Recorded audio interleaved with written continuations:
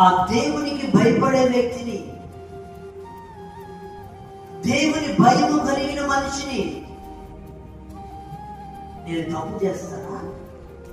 నేను తప్పు చేస్తానా, తప్పుగా మాట్లాడతానా, తప్పుగా ప్రవర్తిస్తానా, తప్పైన జీవితం నాలో కనబడుతుందా?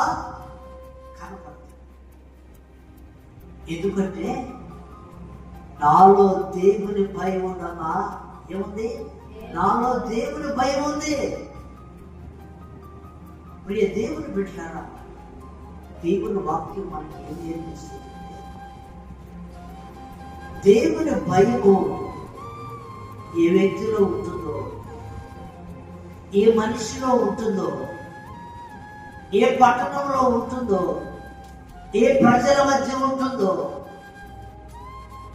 అక్కడ పవిత్రమైన జీవితాలు ఉంటాయి. అలా